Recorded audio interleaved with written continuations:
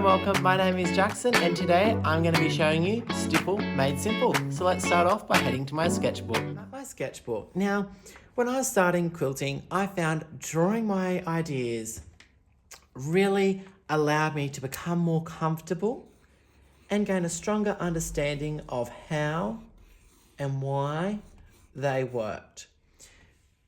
So that when I went to the machine, I had more confidence to actually quilt. So let's talk about stippling. I remember when I first tried stippling, I was like, this area I'm gonna stipple. And I just went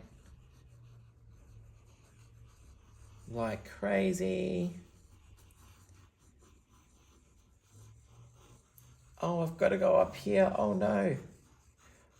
Oh no, I've got to come to... Yeah, I think we get it.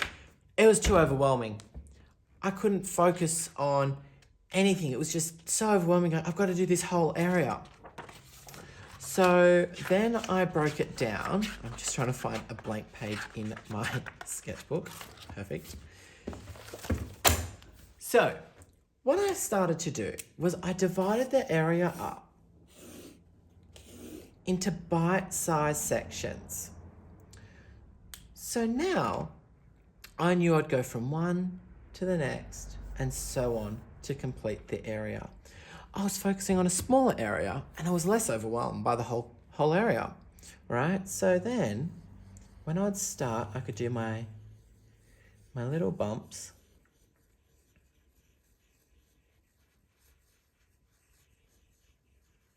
And I could go into the next section and I could overlap other sections as well.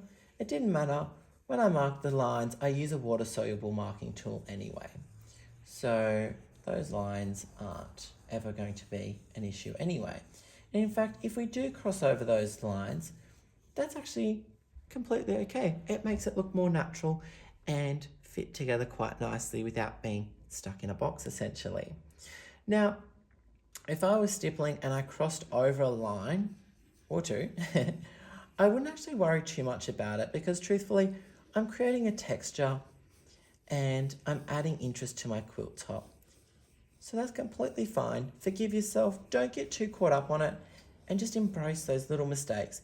If you were to go too far and wanted to avoid crossing over and you catch it in the nick of time, you can do a simple little loop. So here I'm just going to do another loop.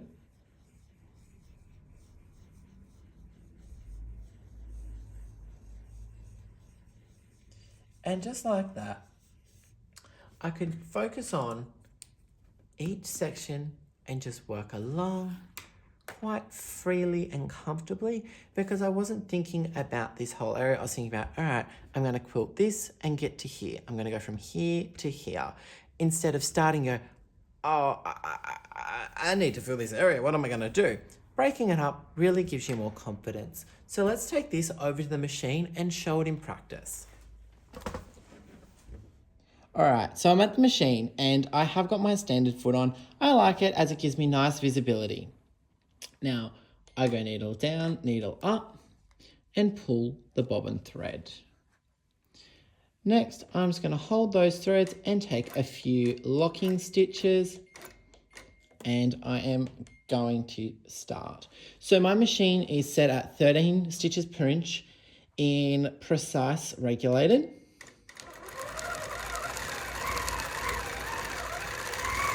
One thing I love about the precise mode is I can go nice and slow without worrying too much.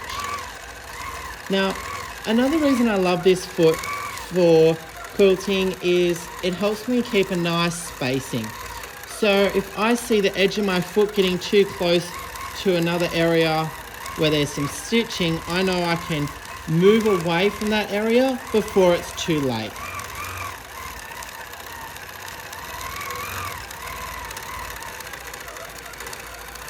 So you can see I've crossed over into another area already, and that's all good.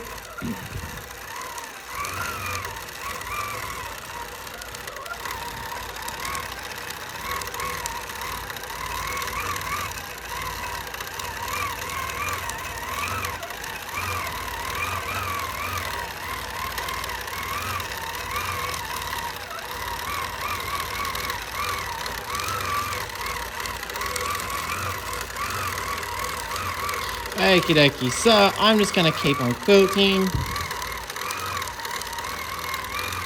Just come down and fill this area.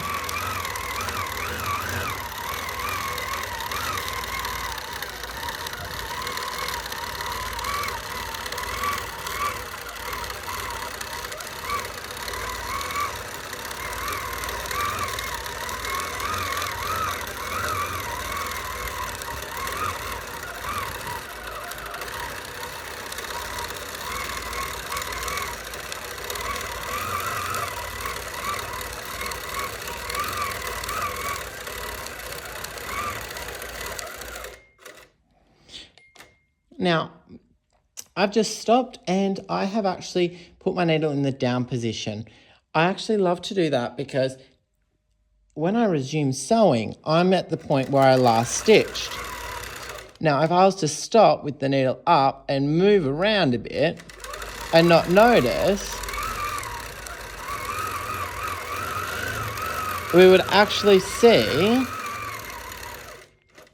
that it looks like a really long stitch, but what had happened was the machine was bumped and that's what occurred. So I'm going to quilt this area along. Okay, now let's talk about doing stipple around objects like appliques. So although they fall into different sections, we can still quilt around them, and I'm going to show you how. So I'm just going to start, and I'm going to quilt partly around it. Then I'm going to just do some areas where there is no applique. I'm going to come back in.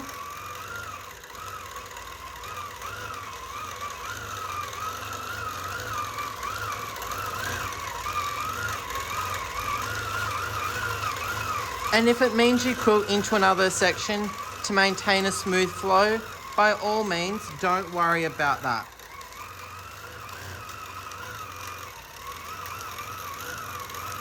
So now I'm coming up. And there's little trees there.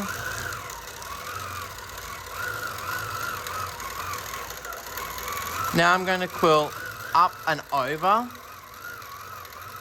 this bird here, and then come back down and around near the tree to complete this area here.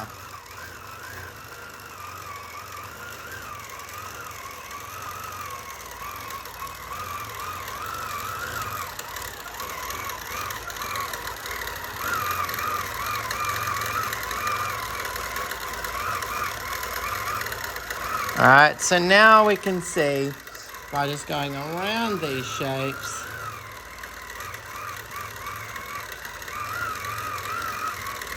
we can still get some really nice results.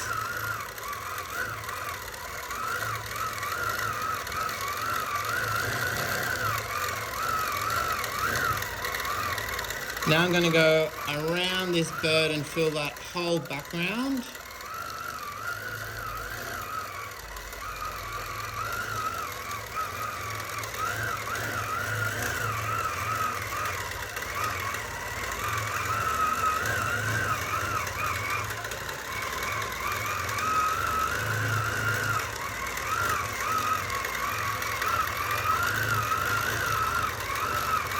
Now we're coming up near Mr. Fox.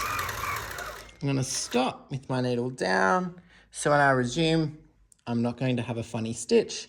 So here, it's always good if you're ever in doubt, just to have a quick stop and plan. So I'm going to plan to come around, under the fox, and then back around and fill the rest of this area with the stipple. And I'm crossing over lines at the moment, and it does not matter. It's just helping us work on one section at a time.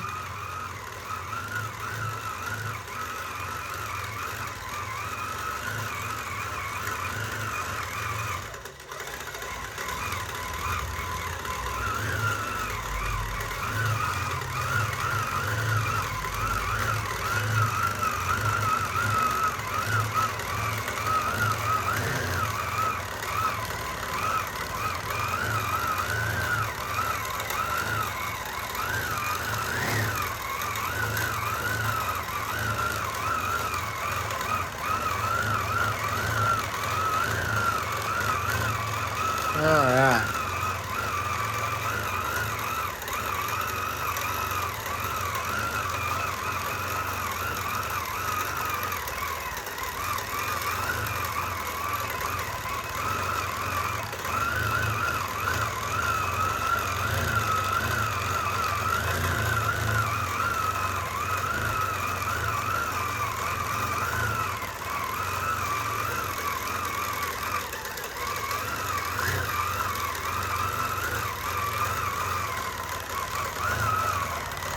And just like that, I'm just filling in the remaining area.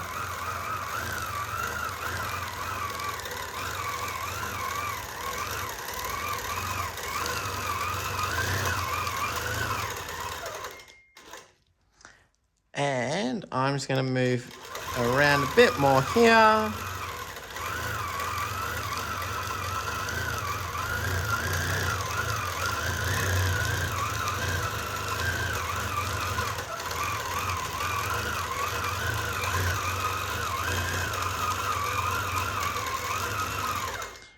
Okay, I'm not going to worry about quilting the rest of the area. I can demonstrate what I'm going to talk about here. So now we can see that the stipple has gone around our little tree, our bird, our heart, and our cute little fox over here. So as you've seen, we've quilted this whole area and we've gone over these lines and gone in between areas, and that's okay. And if you're ever in doubt, just stop. Think, okay, I need to fill this area. How can I get into that area and get out of it? All right. Now, if you're ever unsure, one thing that you can do is you can mark just a flow line where you go, okay, I'm going to come from here around that path. So you have a rough idea of where you're planning or intend to quilt in a continuous pattern. Okay, so here are some variations of stipple as well. This one I did a bit more of a geometric approach. This one here, I decided to add some circles for a bit of textural interest. This one here, I actually did the stipple and then I went back over, and I didn't worry about where I crossed over and how far I crossed over.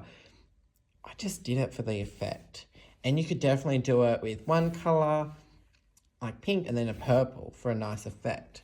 Now, I'm going to show you a little sample over here. So when I'm doing more intricate stipple, I like to use a tighter stitch. So something like anywhere from 13 to 15 stitches per inch to get a nice definition to that curvature, especially at a smaller scale. Here's what would happen if you were to use a shorter stitch length, such as like 8 or 10 stitches per inch for really intricate stipple. It doesn't quite have the definition, as every stitch in there helps that curvature flow quite smoothly. But if you were to use that same stitch length in a more open stipple, like this one here, by all means, it looks fantastic and is completely fine to do so. So if your stipple's a little bit closer together, just try using a slightly smaller stitch to get a better result. And that's a wrap. Thank you for watching Stipple Made Simple. I hope you have enjoyed watching and learned something new, along with having your creativity inspired. Don't forget to keep watching the online event and see what the other fabulous presenters have on offer. And in the meantime, don't forget to stay safe, stay inspired, and stay quilting.